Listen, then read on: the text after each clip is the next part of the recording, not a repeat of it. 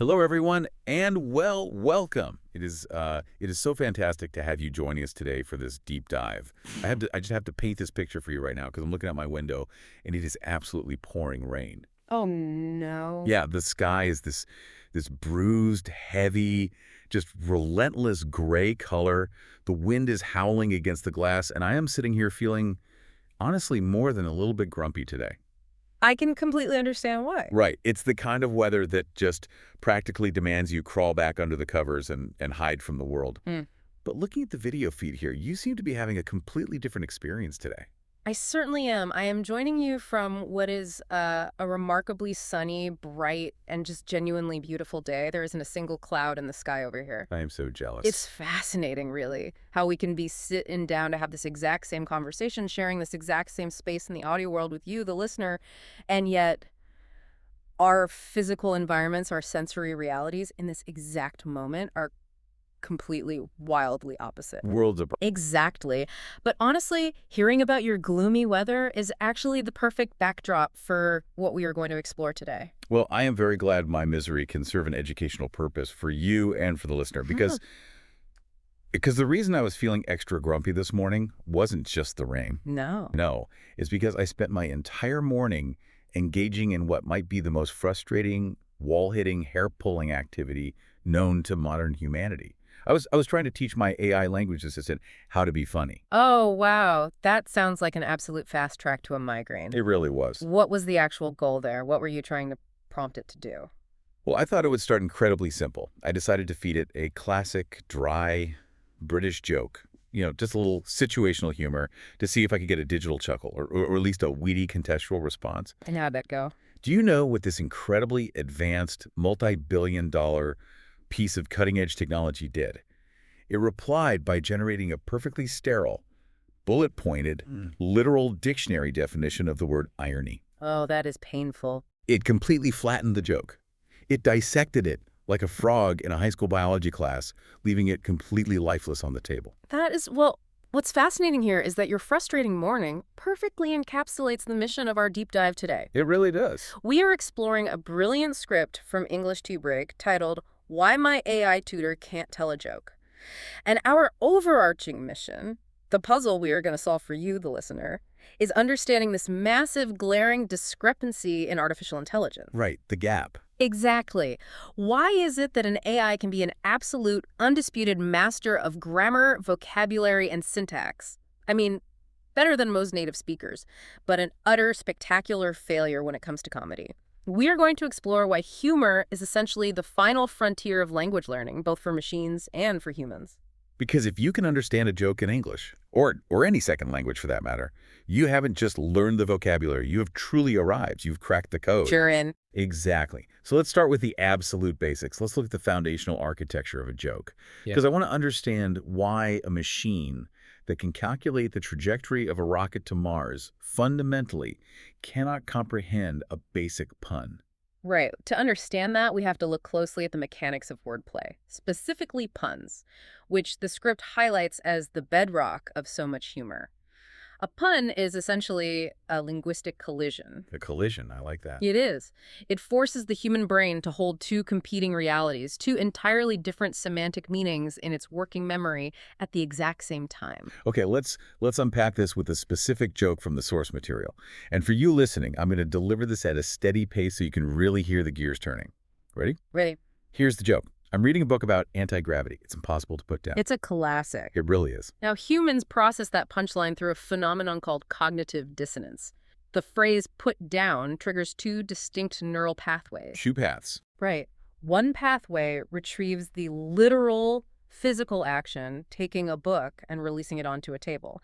The other pathway retrieves the colloquial idiom, being so emotionally captivated by a story that you refuse to stop reading. And the setup of the anti-gravity part forces those two pathways to crash into each other because anti-gravity makes things float. Exactly. So you literally, physically cannot put the book down, while simultaneously you literarily cannot put it down because it's such a good book. But, and this is the key, consider this from the perspective of the AI. Why doesn't the AI experience that collision? Because it knows everything. Exactly. The AI has access to every dictionary ever digitized. It knows both definitions of put down. It understands the theoretical physics of anti-gravity. The disconnect lies deeply within the fundamental architecture of large language models. The difference between human humor and AI output is the difference between surprise and prediction. Wait, how so? The AI is predicting what I want to hear. It goes much deeper than that. AI is fundamentally built on pattern recognition and statistical probability. When an AI generates a sentence or analyzes one, it is mapping words or tokens into a vast multidimensional vector space. Okay, getting technical. Just a little. It is mathematically calculating the most likely, most statistically probable next token based on billions of parameters. It is designed, down to its very core code, to collapse uncertainty. It wants to give you the safest, most logical, most mathematically sound sequence of words. So it's actively trying to be boring. It's optimizing for expectedness. It is optimizing for accuracy, which, in language, often translates to expectedness. Humor, however, is mathematically opposed to this. Because humor is unexpected. Precisely. Humor does not rely on the most likely next word. Humor relies entirely on exploiting uncertainty. It relies on the least likely next word, a sudden, unexpected left turn that deliberately breaks the established pattern and creates a momentary state of semantic confusion. Oh, here's where it gets really interesting. It's like, okay, it's like the AI is driving down a perfectly straight highway, following the GPS flawlessly, and humor is suddenly driving the car off a ramp into a lake. Yes. The AI can't compute why anyone would deliberately drive into the lake because the GPS says the highway is the most efficient route. Yeah. It doesn't understand that the splash is the point of the joke. That analogy captures the architectural divide perfectly. The human brain rewards that sudden, deliberate disruption of logic with a release of dopamine. The AI's architecture flags that disruption as an error. Just a glitch to fix. Exactly, a statistical anomaly to be corrected. This is why AI-generated jokes always feel so incredibly dry. They lack the structural capacity for deliberate, playful error. I see your point, but isn't it also true that AI can be trained on millions of jokes? I mean, if it reads enough puns, shouldn't it eventually recognize the statistical pattern of a joke and be able to replicate it? It can replicate the structure of a pun it has already seen, yes. It can regurgitate that anti-gravity joke because that string of text exists in its training data. But generating a truly novel joke, or understanding why a novel collision of words is funny in a specific, real-world context that requires a leap outside of statistical probability that its current architecture just doesn't support.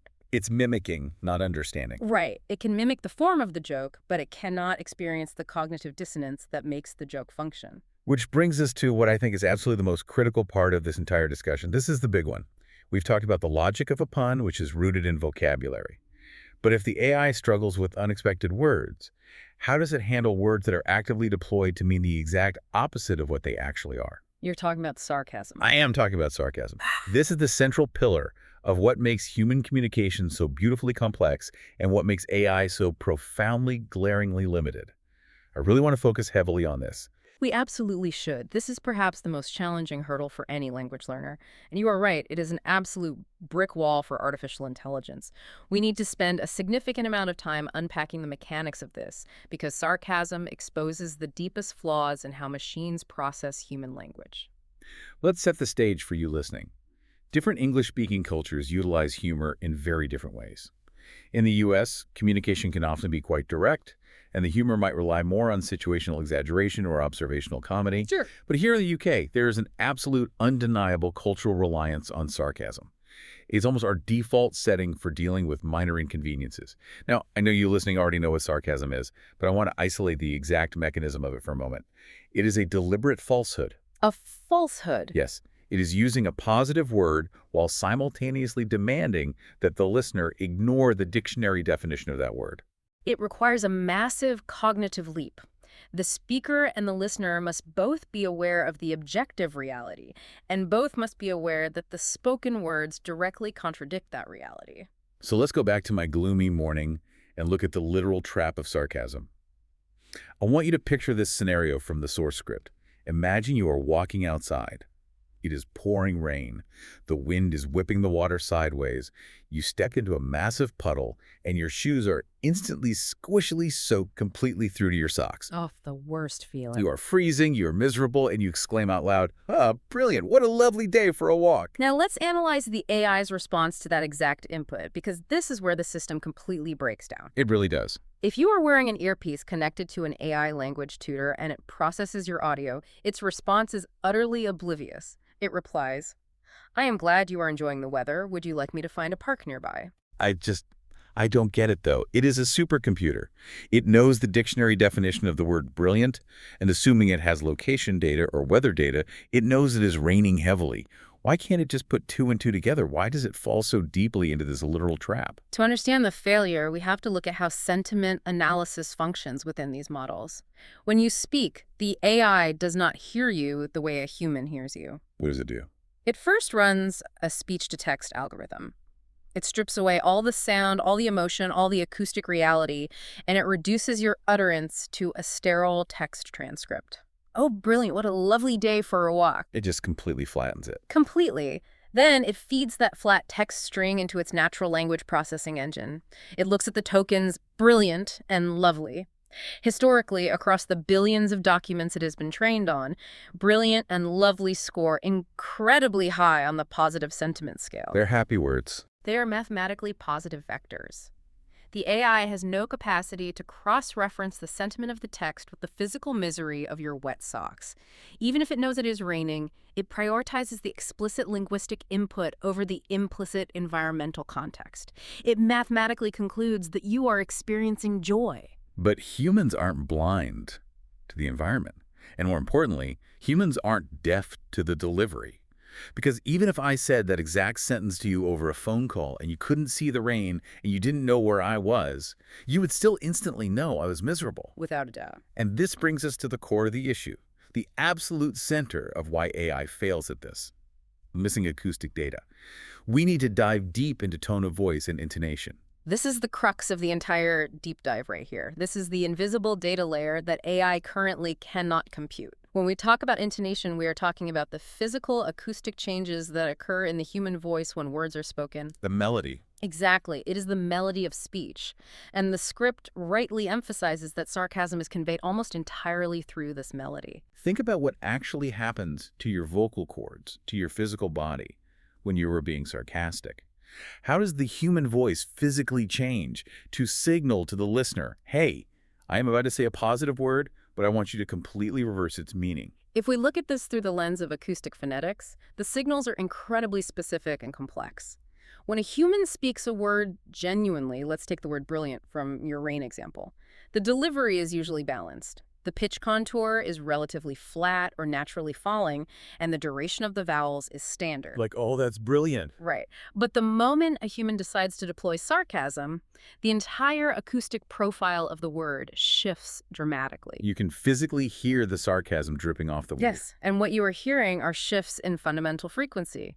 The pitch of the voice might suddenly drop into vocal fry, a very low, creaky register, or conversely, it might swoop up to an unnaturally high pitch. Furthermore, humans alter the tempo. We place what the script calls extra energy on the word. We elongate the vowel significantly. We drag it out. Right, like, oh, brilliant. Exactly. It's almost like you are aggressively underlining the word with your vocal cords. You hit it with this weird, heavy emphasis to highlight how ridiculous the word is in the current context. You are weaponizing the acoustic wave against the vocabulary. That is a brilliant way to frame it, and I mean that genuinely.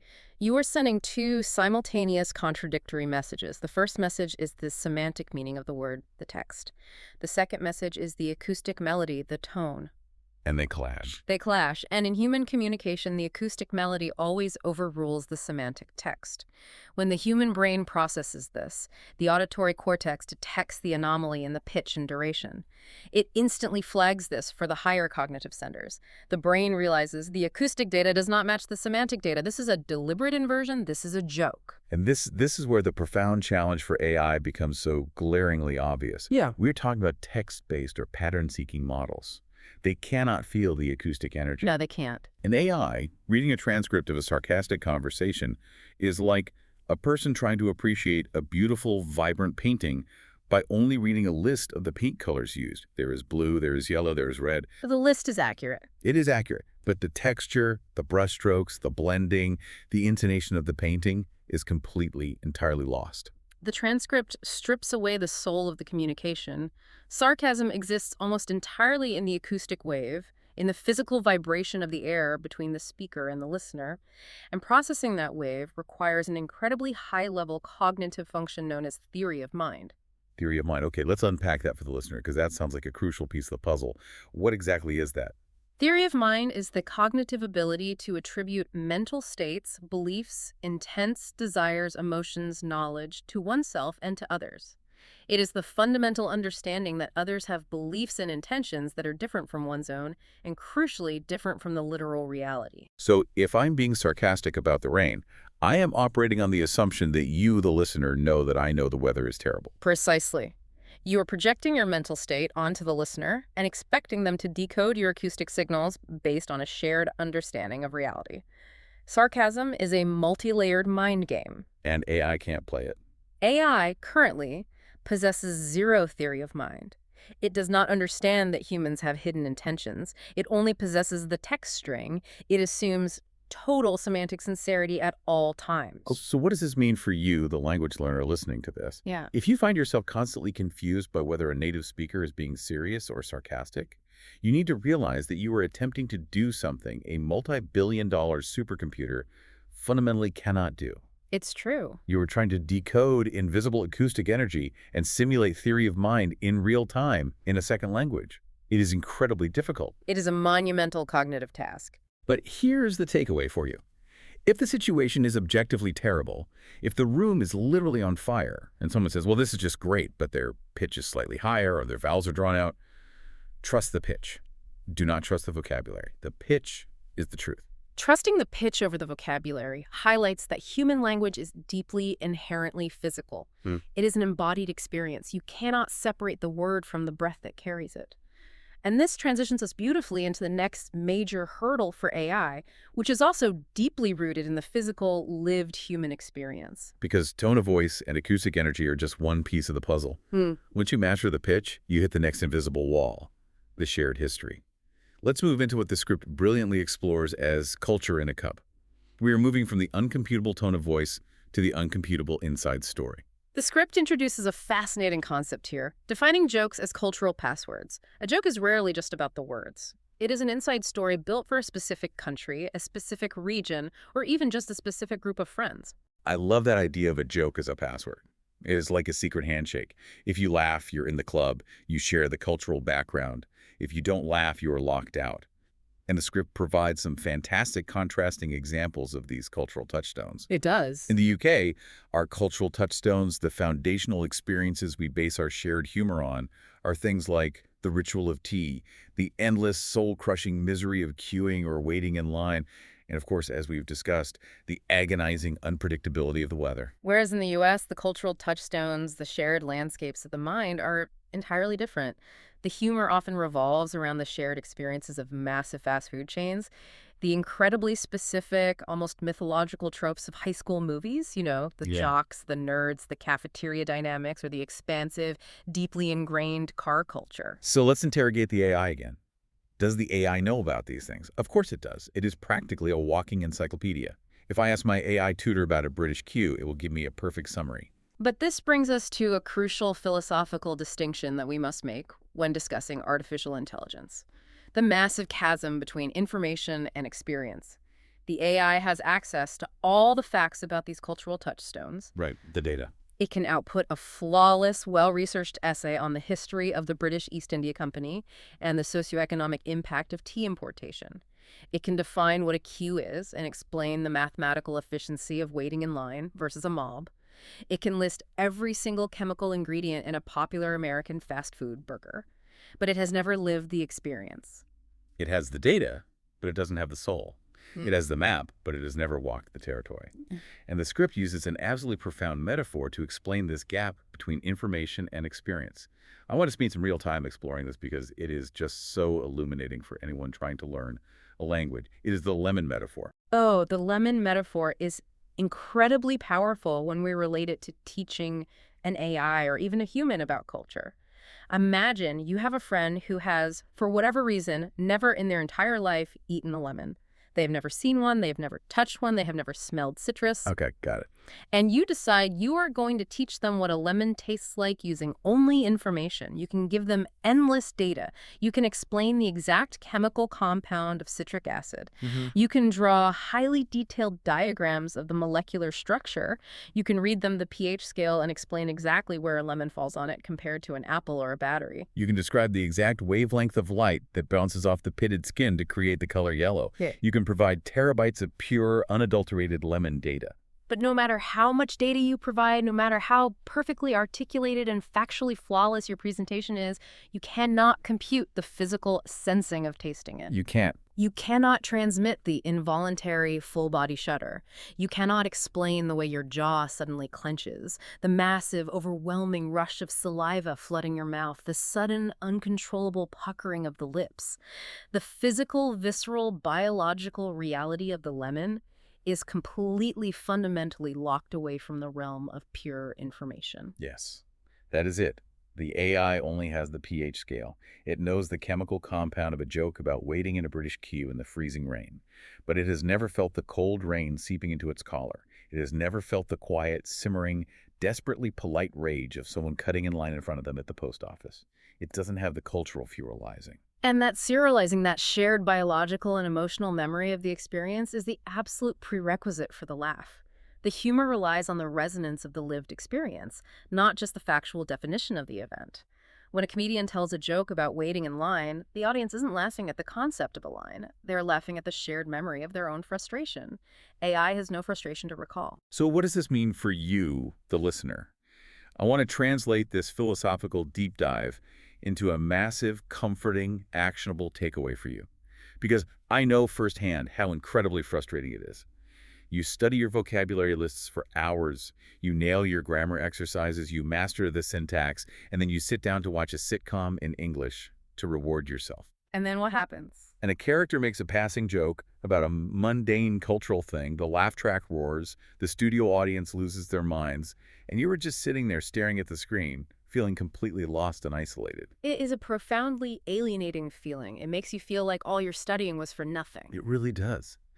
But here is the most important thing you can take away from this entire discussion. Struggling to understand those sitcom jokes does not mean you are bad at English. It doesn't mean your vocabulary is lacking or your grammar is weak or you aren't trying hard enough. It simply means you haven't eaten the lemon yet. You haven't lived the cultural federalizing. Exactly. Well, not exactly, but you see my point. You are missing the experiential password, not the linguistic one. Yeah. And that is perfectly, entirely okay. Experience takes time. It takes living, not just studying. You cannot hack cultural immersion with flashcards. That is a wonderfully empathetic way to frame it. You are judging yourself on a metric cultural immersion and shared experiential history that simply cannot be acquired from a textbook or an AI language tutor, which leads us perfectly into the practical, actionable phase of our discussion. Right. If artificial intelligence cannot teach you the cultural apolizing, and it cannot teach you the invisible acoustic energy of sarcastic intonation, how on earth do you learn human English? Yes, let's get into the practical application. Where AI fails, humans thrive. The script outlines 3 fantastic, actionable tips for you to start absorbing the humanity of the language, rather than just the sterile data. Let's break these down thoroughly. Tip number 1, sitcoms. A great starting point.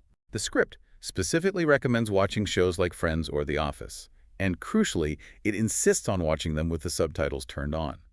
Now, why are sitcoms such a uniquely powerful tool for this specific problem? Sitcoms or situation comedies are essentially simulated, highly concentrated social environments. Unlike an action movie where the dialogue is secondary to the explosions, or a science fiction epic driven by plot exposition, sitcoms are entirely driven by interpersonal relationships. Just people talking. Exactly. Domestic misunderstandings, awkward silences, and everyday contextual humor. When you watch a show like The Office, you are not just hearing words being exchanged. You are observing the physical body language, the pregnant pauses, the micro-expressions, and most importantly, the exact varied intonations of sarcasm we spent so much time analyzing earlier. And watching them with the subtitles is the master key. Because think about what you are doing. You are getting the text transcript, the exact flat data string that the AI relies on, but you get to simultaneously pair it with the human acoustic data and the visual facial expressions. It connects the two. You read the word great on the screen, Ah. but you hear the actor's pitch drop, and you see them physically roll their eyes. You are actively training your brain to recognize the mismatch between text and tone. You are bridging the gap between the literal vocabulary and the emotional delivery. You are doing the very thing the AI cannot do. You are integrating multiple streams of sensory data to extract the true intent. Over time, your brain will begin to map those specific acoustic frequencies to the concept of sarcasm, rather than relying solely on the dictionary definition of the word. Okay, let's move to tip number 2, which is fascinating from a linguistic perspective, and something most traditional language teachers actively discourage. Learn filler words. I'm talking about words like so, anyway. Now, if I fed a transcript of my speech to my AI tutor, it would immediately tell me to delete all those words because they are technically grammatically unnecessary. Right, they're inefficient. They add zero factual information to the sentence. Why do humorous conversational human beings rely so heavily on these filler words? Because human conversation is not a data transfer. It is a musical performance. It is a dance. Filler words act as a vital stage-setting mechanism. They are the linguistic equivalent of a drum roll before a punchline, or taking a deep breath before diving underwater. I see. When someone says so, and they draw the word out acoustically, they are not conveying a fact. They are signaling to the listener, pay attention, the topic is shifting, the energy is changing, and I am about to deliver an anecdote. It creates a conversational rhythm. And AI usually lacks this rhythm entirely because its architecture is optimizing for the fastest, most efficient, most frictionless delivery of the requested facts. But humans need that friction. We need the padding. We absolutely do. If a joke fails or a comment lands poorly, we need the word anyway to transition out of that weird moment and reset the stage. These words build conversational tension, and humor relies entirely on the building and releasing of tension. It is the architecture of pacing. Without pacing, without the rhythmic rise and fall of tension created by filler words and pauses, even the most brilliantly constructed joke falls completely flat. The AI delivers the punchline at the exact same tempo as the setup, destroying the musicality of the humor. And speaking of jokes falling flat, that brings us to the third and perhaps most profound, most philosophically resonant tip from the script.